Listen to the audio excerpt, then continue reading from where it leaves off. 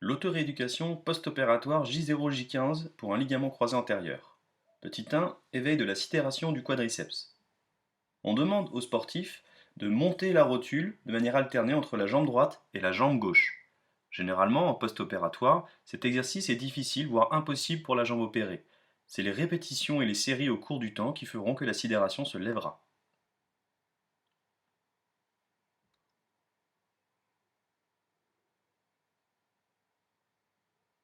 Si le patient rencontre des difficultés, on peut aider à l'aide de la compression des tissus musculaires.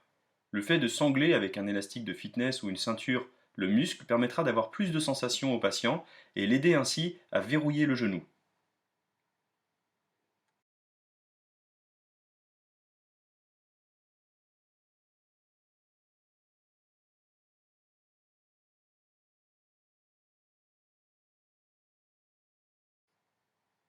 La flexion active du genou par glissement sur table sur le dos.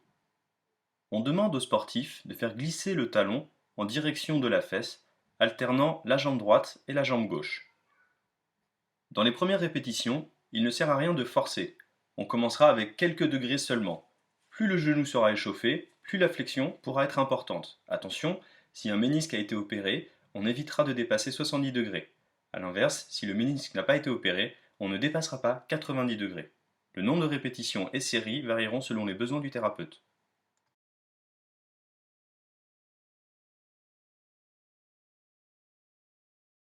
L'abduction en chaîne ouverte. Le patient est sur le côté. On lui demande d'élever la jambe d'environ 30 à 40 degrés, puis d'amener le pied d'avant en arrière sur une amplitude la plus complète possible sans douleur. Le patient ne doit jamais avoir de gêne ou de douleur au niveau du genou, mais sentir une contraction sur le côté de la fesse.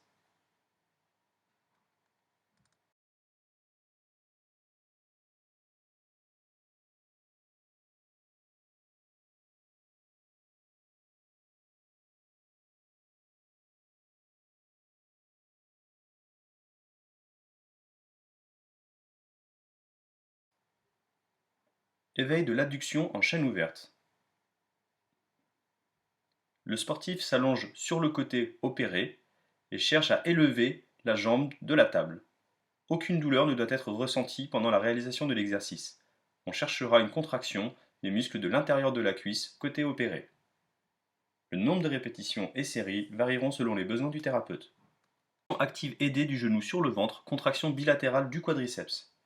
On demande au sportif de se mettre sur le ventre et de positionner les deux pieds en pointe de pied. L'objectif sera de contracter les deux genoux en même temps, puis de passer la jambe saine sous la jambe opérée et de venir accompagner la flexion du genou sans douleur.